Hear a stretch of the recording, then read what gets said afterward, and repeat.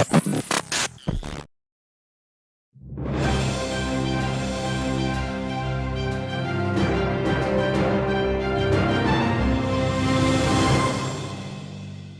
evening and welcome to the evening news for today, Monday, August 7, 2023. I am Jemima Holmes. Thank you for tuning in.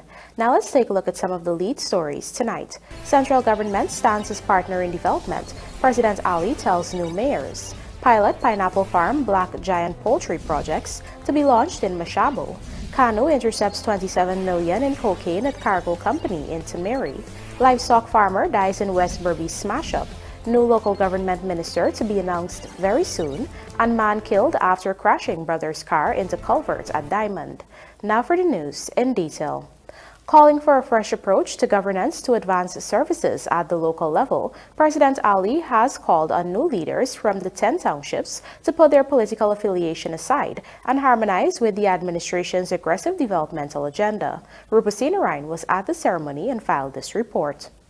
The head of state's charge came as he administered the oath of office to newly elected mayors and deputy mayors on Monday after their successful run in the local government elections back in June. He underscored that town councils serve as a vital component of the local authority with the expectation of upholding good governance and enabling thriving communities. All, regardless of political affiliation, work together to improve services to our communities. There are no winners when communities and public assets are neglected or fall into decay. I offer a hand of friendship and support to all local government bodies. Central government stands as a partner in development. In the last 3 years, he highlighted government's efforts to deliver massive transformation across all sectors. This has entailed working with all stakeholders to expand ideas and ideals that are critical for the transformation of every community. It is very important that our local government, our municipalities, our NDCs, understand the driven-based policy agenda of the government and understand the national development priorities and imperative that must be advanced in taking us forward as a nation and as a people.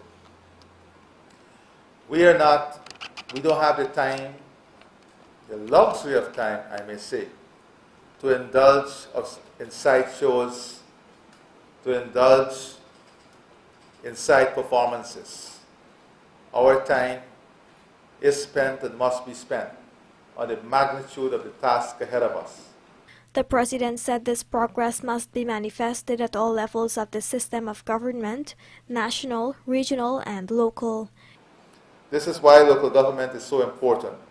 It is vital to ensuring that the dividends of development permeate through our towns, villages, and communities. Citizens rightfully expect positive changes to emerge from the just concluded local government elections. It is for the respective councils to deliver on these aspirations, especially in the areas of community infrastructure, drainage, markets, daycare centers, waste disposal, burial services, and community enhancement. The mayors and deputy mayors sworn in were Alfred Mentor and Denise Miller for Georgetown, Wainwright McIntosh and Kirk Fraser for New Amsterdam, Trevi Leung and Leanne Persot for Mabaruma, Devin Mohan and Lorna Fitzallen for Anna Regina, John Macedo and Indira Singh for Letem, Sharma Solomon and Dominique Blair for Linden, Dave Budhu and Roy Del Lewis for Rose Hall, Imran Amin and Satyanand Ramraj for Kurivaton, Martin Murray and Gail Persot for Partika, and Eslin Ramasinda Hussain and Akita John for Madhya, respectively. Rupasina Ryan, The Evening News. Here is Rupasina Ryan once again, this time to report that having met the age for retirement, the service of Acting Police Commissioner Clifton Hicken has been extended indefinitely. President Irfan Ali on Monday told media operatives that a letter to this effect has already been issued. The police commissioner qualified for retirement in July after he turned 55. I've already issued a letter extending the services of the Commissioner of Police. Until when? To a date to be determined. In March 2022, Hicken was appointed top cop, a promotion from his post as Deputy Commissioner of Police with responsibility for operations at that time. Joining the Guyana Police Force in August 1986 as a special constable, he has held the ranks of Lance Corporal, Corporal, Sergeant, Inspector, Assistant Superintendent, Superintendent, Senior Superintendent, and Assistant Commissioner. In fact, under his leadership, the Guyana Police Force has been executing the Strategic Plan 2022 to 2026, geared at transforming the law enforcement organization into a contemporary one through the development of its human resources and other capabilities. This is not the first time a president has extended the service of a police commissioner after reaching retirement age. Rupa Sinarayan, The Evening News. We are now joined by Gerald Bryan, who reports that as Guyana's oil and gas industry continues to grow, the People's Progressive Party Civic is continuing to ramp up investments in infrastructure and social programs, according to Finance Minister Dr. Ashni Singh. Here are the details. During a recent broadcast interview, Minister of Finance Dr. Ashni Singh reflected on the government's 3 years in office. Specifically, he noted that during that time the government has continued to ramp up its spending in infrastructure and social programs alongside the oil and gas sector. You're already seeing ramped up investments in infrastructure, ramped up investments in social programs and spending in social programs, ramped up investment in the things that matter in relation to equipping people to take advantage of the oil and gas sector. So here, for example, I cite the Guyana Technical Training College, a new oil and gas institute being built to train Guyanese people to take advantage of oil and gas opportunities that are emergent. We're building that right now in Port Morant. According to the Finance Minister, the government wants to achieve more than accolades on the international stage. They want to ensure that Guyanese people can benefit from the oil and gas sector in a long-term and sustainable way. Our predominant objective is to ensure that the Guyanese people are able to realize in a sustainable long-term manner, not in a reckless, opportunistic short-term manner, but in a sustainable long-term manner, realize lasting benefits from the endowment of natural resources that we have as a country. It was recently revealed by the Local Content Secretariat that 1,500 Guyanese were hired in the oil and gas sector last year alone. Additionally, 2,700 Guyanese in total were employed as of 2022 in the various careers that the sector has to offer. The Local Content Secretariat also revealed that approximately 850 Guyanese companies and businesses registered in 2022. Gerald Bryan, The Evening News. Let's now tell you that the Customs Anti-Narcotics Unit on Sunday, during a routine operation at a cargo company at the Chedijagan International Airport, TIMEHRI, East Bank, Demerara, intercepted a motorcar PWW 5561 with the driver as the lone occupant. A search was conducted on the vehicle, which led to the discovery of 23 brick-like parcels of suspected cocaine and a 9mm pistol along with a magazine containing 14 rounds of matching ammunition. As such, Christopher Michael Douglas, 37, of Providence East Bank, Demerara, and of King Edward Street, Old Boys Town, Georgetown, was arrested and escorted to CANU headquarters. Whilst there, the narcotic tested positive for cocaine, and upon weighing, it amounted to 26.016 kilograms, almost 57.35 pounds, with a street value of approximately 27 million Guyana dollars. CANU continues to work assiduously with other stakeholders to ensure that narcotics are not transshipped via passenger or cargo through the Chedijagan International Airport and the Eugene F. Correa International Airport. Modernization of state services to make them responsive to the demands of a 21st century landscape has been complemented by the recent passage of the Electronic Communications and Transactions Bill in the National Assembly. Rupa Sinarayan has the details. The legislation will allow for electronic communication to be recognized by law and accepted for business and government transactions. This means electronic records, communications, and signatures are legally effective. It also outlines standards which must be met for legal effectiveness and the role of intermediaries. Another element speaks to an administrative framework and central certifying authority to register and regulate electronic security providers after appropriate vetting. Our thrust for modernization is total and multi-sectorial. It is not just limited to the information technology sector. We are on a thrust to modernize our country in all respects. Our new infrastructures, such as the new Demerara Harbor Bridge and the Breeden Hoop Shore Base, will be based on modern engineering techniques. Our investment in education through the GOAL and other programs feature opportunities for our people to become qualified in cutting-edge fields. And our investments in the health sector aim at delivering 21st century standard facilities and expertise. Previously, government was hindered from fully implementing e-services due to inadequate legal framework and protection, as well as conflicting legal provisions. Now that the framework has been approved, citizens can conduct transactions from the comfort of their homes. This bill, along with the Data Protection Bill, puts Guyana in a position to operate effectively in a modern era, the minister added.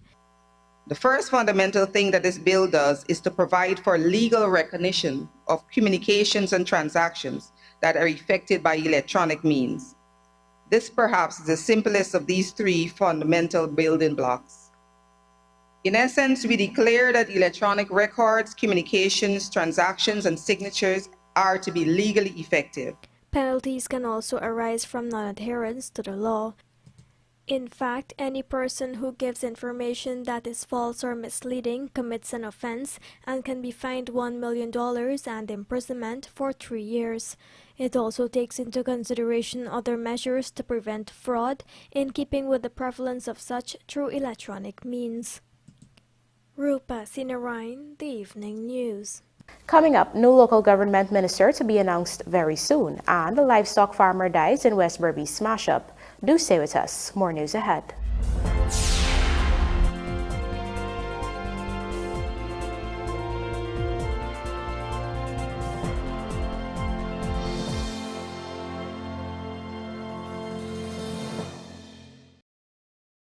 We will always rally round our friends. We home. The men in maroon are back in Guyana to battle India in 2 T20 international matches at the Guyana National Stadium. Catch the action in the cool, stylish fans T20 series, powered by Black and White, on August 6th and August 8th, bowling off at 10:30 a.m. Purchase tickets at windiescricket.com and receive 20% off box office prices. Tickets already discounted. Other conditions apply. West Indies versus India. Let's rally around our team. We home. Rally, rally, rally, rally, rally around the West Indies. Access to quality education for Guyanese countrywide is becoming a reality with the support of monies from the country's oil and gas sector. Some $94.4 billion was allocated this year to support the further development of the education sector. This covers access to textbooks, transportation to school, and hot meals for thousands of students. 30% of the funds used to propel development such as this in Guyana this year is being provided from the country's oil revenues. Complete control of power is in your hands with the ultimate U.S. brand Generac generators from Sylvie's Variety Store. Get the supply and reliability you need every time. From 1,800 to 8,000 watts of power for residential and commercial use. Recoil and electric start with gasoline engines. Generac generators from the authorized dealers Sylvie's Variety Store.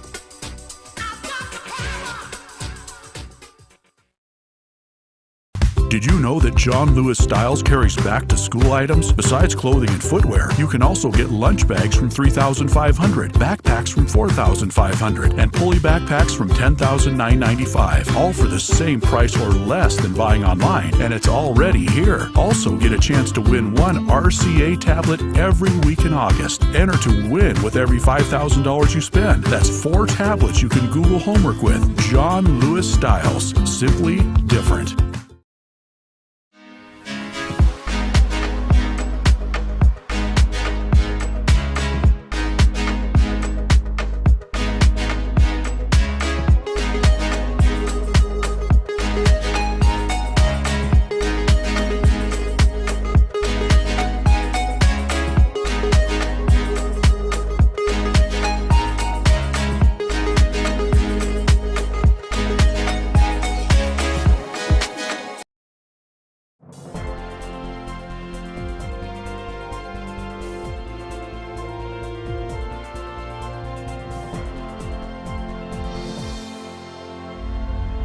Welcome back. You're watching the Evening News. President Dr. Irfaan Ali made history as the first president to visit the Region 2 community of Mashabo, where he announced that after talks with the village leaders, a number of projects, including a pilot pineapple farm project, will be launched in the village. Gerald Bryan reports. During his visit to Mashabo, President Dr. Irfaan Ali announced that the government would be taking a hands-on approach to support agriculture in the village. This includes providing support to a number of young men in the village to start up a pilot pineapple farm. Another initiative will be the government providing 25 black giant chickens to each of the farmers. It takes 6 months of caring. After that, they start laying, and every day they lay at least 1 egg. So if you have 3,000 black giant, in 6 months, every day you should have 3,000 eggs in the village. According to President Ali, support will also be given to women below 35 years of age in the village to set up a fish cage in the community. The initiative is part of a push towards more aqua farming, and according to the president, it will be operated by the women themselves. Not only are we going to establish the fish cage here, but we are going to give you 3,000 tambaki to start the project, and we are going to link you to the market. Because as much tambaki as you can grow, the market will take off. How much is that they're giving us a pound? I think the market price now that we're getting is between $600 to $800 per pound. President Ali noted that the village must be known for something in particular as part of its brand. According to him, there are already farmers present in the village, hence the support. I know in the village we have maybe between 20 to 30 farmers, am I right? Between 20 to 30 farmers. We want to make farming sustainable for you. We want to help you with this farming. So guess what? To help you and to ensure that you increase your production, we are going to send 6 land tillers to the village to support the 20 plus farmers.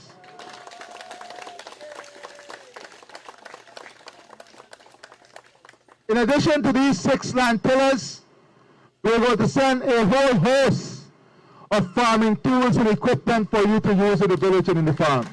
Gerald Bryan, The Evening News.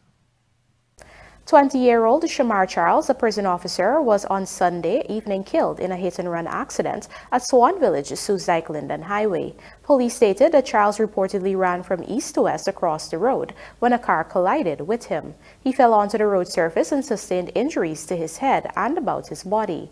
He was picked up in an unconscious state by public-spirited citizens, placed into a passing vehicle and taken to the Diamond Diagnostic Center, where he was pronounced dead on arrival. Investigations are continuing. President Irfaan Ali on Monday disclosed that a new name will be announced very soon to replace former local government minister Nigel Darmlal. Here are the details. The head of state made this disclosure during the swearing-in of new mayors and deputy mayors at the Arthur Chung Conference Center. When asked if there are considerations presently for Darmlal to fill any roles within the government's machinery, he added that this has not been brought up at this time. Very soon. Very soon. Sooner than you can imagine. Is there another role for Mr. Darmlal being contemplated at this time in the government? Right now, we are dealing with as I said, the appointment of the responsibility for local government. That has not come to government at this time. Not even at a non-ministerial level? That has not come to the government at this time. Last month, Darmlal resigned as both minister and member of parliament. While the minister within his ministry, Anand Prasad, has been carrying out his ministerial functions, Nandrani Kunja was sworn in as his parliamentary replacement.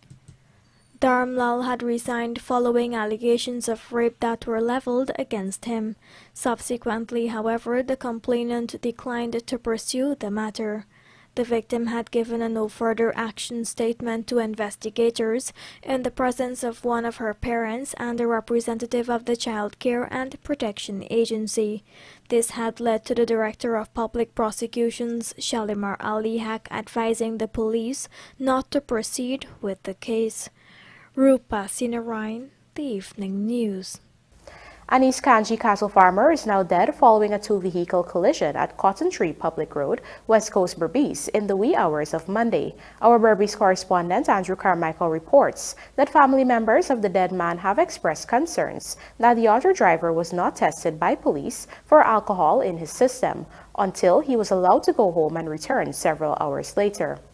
Dead is 60-year-old Carlton Malty of Victoria Street, Cumberland, East Kanji, Berbice. The accident occurred at about 02 hours while Malty was on his way home after dropping off a brother at the Chedi Jagan International Airport. Police say at the time of the accident, Malty was driving motor car bearing registration number PTT 168 with two occupants, his sister, Arura Malty, and his nephew, Georgian McAndrew. According to the police, Malty was proceeding along the Cotton Tree Public Road at a fast rate while negotiating a turn. He lost control of the car and collided with another motor car, PWW 5977, which was at the time being driven by a 22-year-old Goldsmith of Bat Settlement, West Coast, Berbice. As a result of the collision, Malty and the two passengers received injuries to their bodies. They were subsequently pulled from the wreckage in an unconscious condition and taken to the Fort Wellington Hospital. His two relatives were treated and transferred to the New Amsterdam Hospital, where the now dead man's sister was admitted as a patient. He, however, did not make it and was pronounced dead on arrival. The driver of the other car was treated and admitted at the Fort Wellington Public Hospital for observation, the police said. Malte's wife, Michelle, a nurse attached to the New Amsterdam Hospital, said she spoke with her husband via telephone at about 02 hours. I see time pass. I said, how do I have to say there by Cotton Tree? And he can't reach. Bring back my bed, lie down. Then I get a call from Fort Wellington Hospital. And the nurse said she called to tell me about this accident. I said, what? She said, accident. The aggrieved woman further related that when she arrived at the Fort Wellington Hospital, some of her colleagues insisted that she make arrangements for a police officer to visit the hospital to carry out a breath alcohol level test on the young driver. The nurses say he drunk. They say he drunk, he intoxicated. That is why they insist that I get the police to do the breathalyzer test. Reports are that the driver left the hospital, went home, and subsequently returned.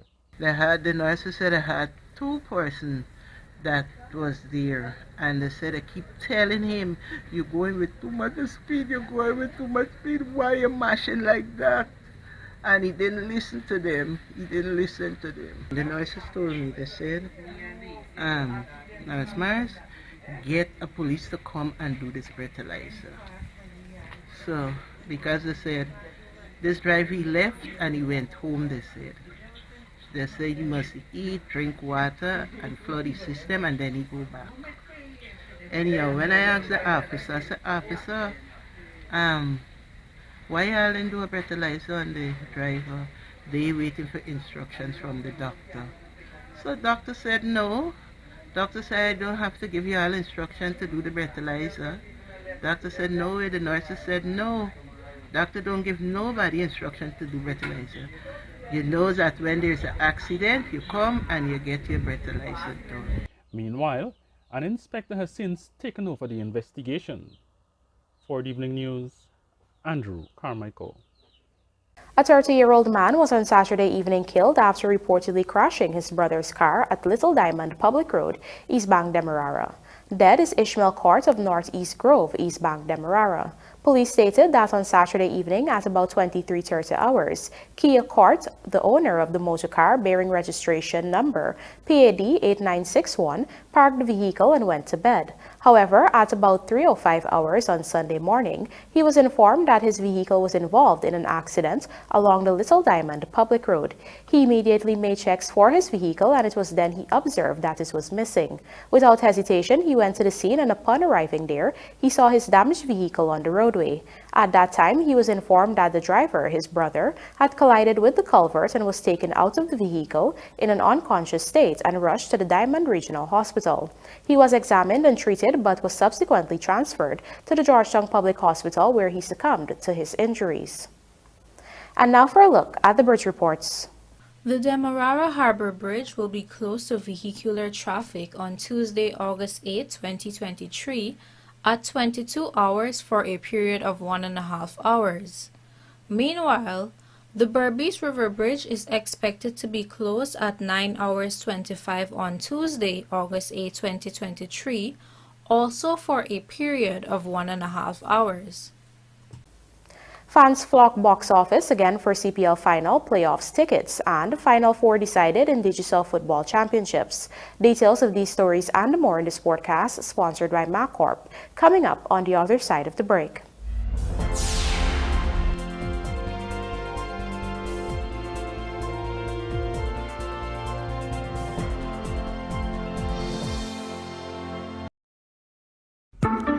Did you know that when you leave your property unoccupied and unmanaged, it deteriorates much faster than you can imagine? Then before you know it, much of your hard-earned investment is wasted. At Hand in Hand Trust Corporation, property management is our business. Whether you travel for long periods, live overseas, or have several properties that require managing, let us at Hand in Hand Trust Corporation take care of this for you.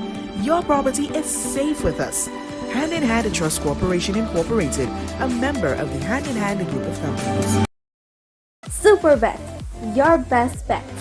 Did you know that you have a chance to win up to 50 million with sport betting? Simply place your bets at www.superbet.gy for your chance to be the next lucky millionaire. Must be 18 years and older. Terms and conditions apply. Play responsibly.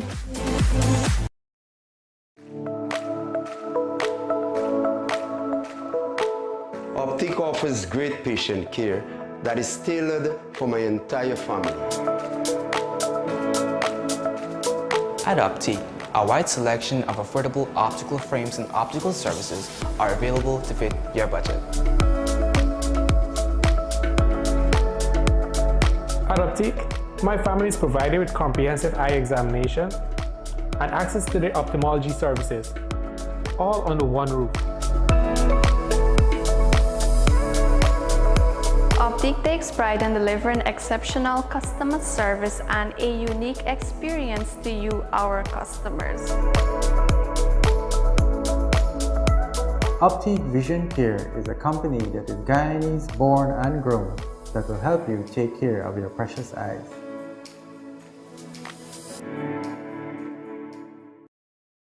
Looking to bring your dream home to reality? Or simply taking on a home improvement project? Then National Hardware Limited is where you should start. Let us put that touch to your home.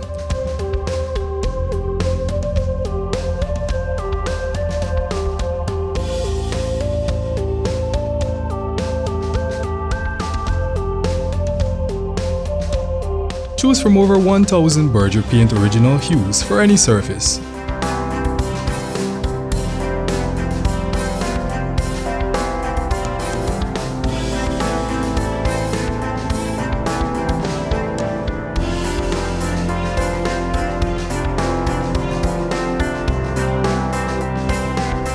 We are known for our trusted brands such as Westinghouse, Philips, Sadco, Rubbermaid, Pyrex, Gibson Home, and so much more. National Hardware Limited, your do-it-best store. Located in downtown Georgetown and industrial site Rhymeville.